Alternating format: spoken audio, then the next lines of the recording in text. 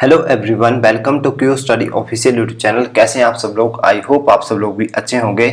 आज की इस वीडियो में हम कवर करेंगे HP state cooperative bank clerk का जो एग्जाम हुआ था उसका रिजल्ट कब आएगा और जो मेंस का एग्जाम होगा उसका पैटर्न क्या रहेगा। इसके बाद सवाल पूछा था बच्चों ने कि जो मेंस का एग्जाम है वो 85 मार्क्स का रहेगा, जो 15 नंबर रहेंगे वो किस बेसिस के ऊपर मिलेंगे। तो ये सारी चीजें मैं आपके साथ आज शेयर करने वाला हूँ। तो देखिए, सबसे पहले हम बात करते हैं एग्जाम के रिजल्ट के बारे में कि किस किस बच्चे का एग्जाम का रिजल्ट आएगा और किस तरीके से एग्जाम के रिजल्ट में आपको चीजें देखने को मिलेंगी। देखिए, एग्जाम का जो रिजल्ट है वो 15 दिन के बाद आपको देखने को मिलेगा। तो एग्जाम का जो रिजल्ट है वो 7 सितंबर से 10 सितंबर के बीच में आपको कभी भी देखने को मिल जाएगा। तो देखिए, अब हम बात करते हैं किस किस बच्चे का रिजल्ट आएगा। तो देखिए, जिस दिन रिजल्ट आता है तो जो भी कैंडिडेट मेंस एग्जाम के लिए शॉर्ट लिस्ट हुए होंगे तो उनका रिजल्ट उसी दिन आ जाता है, राइट। जिस बच्चे ने जो है प्री एग्जाम की जो है कट ऑफ क्लियर की होगी उनका रिजल्ट वहीं पे शो हो जाएगा कि आप जो है मेंस एग्जाम के लिए शॉर्ट लिस्ट किए गए हो। उसमें आपके साथ में लिखे होते हैं मार्क्स कि आपने कितना स्कोर किया है। तो देखिए, जो कैंडिडेट फिर शॉर्ट लिस्ट नहीं होंगे तो उनका जो स्कोर कार्ड है,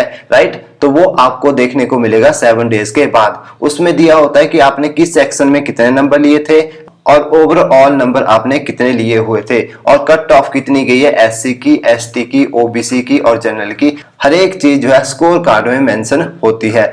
अब मैं आपको बताता हूँ कैसे आपने रिजल्ट को चेक करना है। जैसे आपने जो है एडमिट कार्ड को डाउनलोड किया था उसी प्रोसीजर के थ्रू आपने क्या करना है, स्कोर कार्ड को भी चेक करना है। तो आई होप जो रिजल्ट की क्वेरी थी आपकी वो अब रिजॉल्व हो चुकी होगी। तो देखिए, अब हम बात करते हैं मेंस एग्जाम के पैटर्न के बारे में। इसमें आपको 4 सब्जेक्ट रहने वाले हैं। एक होगा रीजनिंग, दूसरा होगा न्यूमेरिकल एबिलिटी, तीसरा होगा इंग्लिश और चौथा होगा जनरल अवेयरनेस। जो रीजनिंग है इसमें 40 क्वेश्चन होंगे जो कि 20 मार्क्स के होंगे और न्यूमेरिकल एबिलिटी में भी 40 क्वेश्चन होंगे जो कि 20 मार्क्स के रहेंगे और इंग्लिश में भी 40 क्वेश्चन 20 मार्क्स के रहेंगे। और जो जनरल अवेयरनेस है इसमें 50 क्वेश्चन आएंगे जो कि 25 मार्क्स के रहेंगे। तो इसी तरीके से टोटल नंबर ऑफ क्वेश्चन होंगे 170 और जो मार्क्स रहेंगे इनके वो होंगे 85 मार्क्स, राइट। और इसके बाद हम बात करें अगर टाइम ड्यूरेशन की तो ईच सेक्शन को मिलेगा 30 मिनट का टाइम, राइट। और इसके बाद हम बात करें ओवरऑल टाइम की तो ओवरऑल टाइम ड्यूरेशन मिलेगा 120 मिनट्स का। देखिए, अब हम बात करते हैं जो जनरल अवेयरनेस में 50 क्वेश्चन आएंगे, इसमें 25 जो क्वेश्चन होंगे वो रहेंगे बैंकिंग अवेयरनेस से, जिसमें कोऑपरेटिव बैंक की जो है बैंकिंग अवेयरनेस भी इंक्लूड होगी। और इसके बाद जो 25 क्वेश्चन रह जाएंगे वो आपको इंडियन जीके और हिमाचल जीके के बारे में आएंगे, राइट। तो आई होप ये चीज भी आपको अब अच्छे से क्लियर हो चुकी होगी। इसके बाद हम बात करते हैं मार्क्स के बारे में। तो देखिए, मेंस एग्जाम के मार्क्स जो है वो 2 चीजों पे डिपेंड करेंगे। एक आपका मेंस का जो एग्जाम होगा उसके बेस के ऊपर जो कि 85 मार्क्स का रहेगा और जो 15 नंबर रह जाते हैं वो मिलेंगे आपको इवेल्युएशन ऑफ डॉक्यूमेंट के बेस के ऊपर, राइट। तो ये इवेल्युएशन ऑफ डॉक्यूमेंट्स क्या होती है ये भी हम बाद में डिस्कस करेंगे। तो देखिए, जो 85 मार्क्स का आपका पेपर होगा ऑनलाइन तो उसमें आपको 45% जो है मार्क्स लेने पड़ेंगे 85 मार्क्स में से। अगर जो है 85 में से आप 45% मार्क्स ले लेते हो तो आपका जो मेंस एग्जाम है वो क्वालिफाई हो जाएगा, जो कि मिनिमम जो है क्वालिफाइंग इन्होंने बोला है कि 45% मार्क्स आपको लेने ही पड़ेंगे अगर आपको मेंस एग्जाम को क्लियर करना है।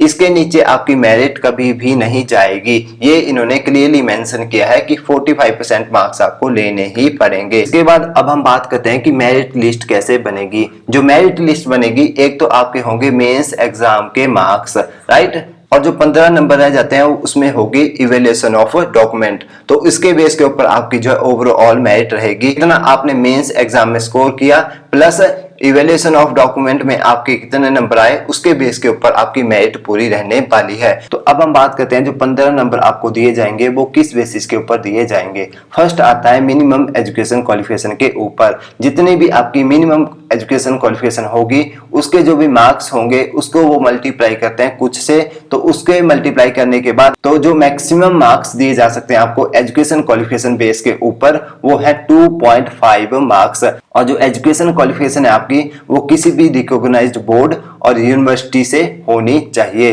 तो इसके बाद सेकंड जो क्राइटेरिया आता है वो है कि कैंडिडेट अगर जो है बैकवर्ड एरिया को बिलोंग करता है या उसकी पंचायत जो है वो बैकवर्ड एरिया में है, तो उस कैंडिडेट को कितने मार्क्स दिए जाएंगे? 1 मार्क्स दिया जाएगा। आपका बैकवर्ड एरिया है और जो पंचायत है बैकवर्ड, तो वो भी आपकी वेरीफाइड होनी चाहिए किससे? तहसीलदार से।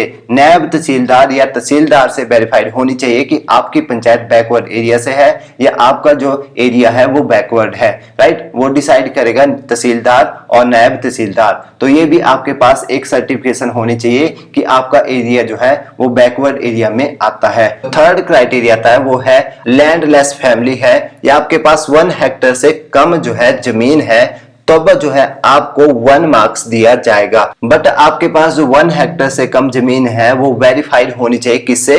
रेवेन्यू अथॉरिटी के द्वारा कि आपके पास 1 हेक्टेयर से कम जमीन है। जो कि कहां से मिलेगा आपको इसका सर्टिफिकेट? वो आपको तहसीलदार या नायब तहसीलदार जो है वो प्रोवाइड करते हैं। तो इसके बेस के ऊपर भी आपको 1 मार्क्स दिया जाएगा। इसके बाद नेक्स्ट जो क्राइटेरिया आता है वो है नॉन एम्प्लॉयमेंट सर्टिफिकेट कि आपकी फैमिली का कोई भी मेंबर जो है वो गवर्नमेंट और सेमी गवर्नमेंट जॉब नहीं करता है, तो उसके बेस के ऊपर भी आपको 1 मार्क्स दिया जाएगा और इसका भी आपके पास सर्टिफिकेट होना चाहिए। इसके बाद नेक्स्ट जो क्राइटेरिया आता है वो है फिजिकल डिसेबल पर्सन का।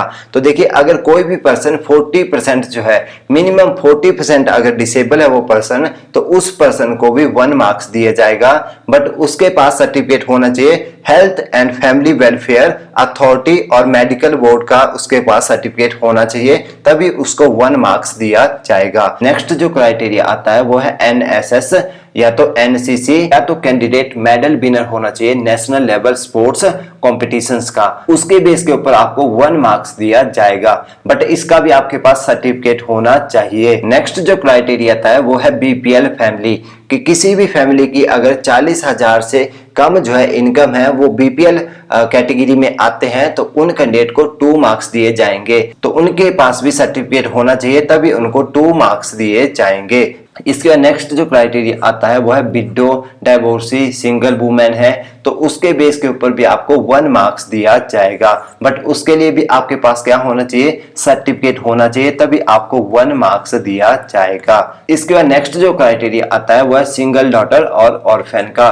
इसमें आपको 1 मार्क्स दिया जाएगा, बट इसका भी आपके पास सर्टिफिकेट होना चाहिए, तभी आपको 1 मार्क्स मिलेगा। अब हम बात करते हैं नेक्स्ट क्राइटेरिया के बारे में। इसमें लिखा है training of at least 6 months कि जिस भी पोस्ट के लिए अप्लाई कर रहे हैं तो उसके लिए कोई भी अगर कोर्स जो है या ट्रेनिंग रिलेवेंट है वो आपने की हुई है एट लीस्ट 6 मंथ की, तो उसके बेसिस के ऊपर आपको 1 मार्क्स दिया जाएगा।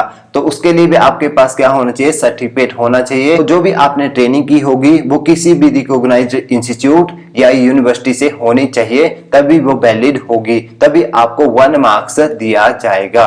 इसके बाद लास्ट जो क्राइटेरिया आता है वो है एक्सपीरियंस बेस के ऊपर कि आपको जो है मैक्सिमम 5 साल का एक्सपीरियंस होना चाहिए किसी भी गवर्नमेंट और सेमी गवर्नमेंट ऑर्गेनाइजेशन का, तो उसके बेस के ऊपर आपको मिलेंगे 2.5 मार्क्स। अगर आपके पास 5 ईयर का एक्सपीरियंस है किसी भी गवर्नमेंट और सेमी गवर्नमेंट जॉब का, तो आप जो है एलिजिबल हो 2.5 मार्क्स के लिए, क्योंकि 1 ईयर के लिए दिया जाएगा 0.5 मार्क्स और इसको मल्टीप्लाई कर लो आप 5 से, तो आपको मिलेंगे 2.5 मार्क्स। बट उसके लिए भी आपके पास सर्टिफिकेट होना चाहिए कि आपने जो है यहाँ पे जॉब की है और आपके पास इसका एक्सपीरियंस है। तो आई होप अब आपको हर एक चीज अच्छे से क्लियर हो चुकी होगी कि रिजल्ट कब आएगा और जो मेंस का एग्जाम है उसका पैटर्न क्या रहेगा, मेरिट लिस्ट कैसे बनेगी और जो 15 नंबर दिए जाते हैं वो किस बेसिस के ऊपर दिए जाते हैं। अगर आपको हर एक चीज क्लियर है तो प्लीज वीडियो को लाइक और चैनल को सब्सक्राइब करना मत भूलिएगा। और कल मैं आपको बताऊंगा जो HP state cooperative bank clerk का मेंस का एग्जाम होगा उसका सिलेबस क्या रहने वाला है। तो चलिए मिलते हैं कल नेक्स्ट वीडियो में, तब तक के लिए ta-ta bye bye and take care.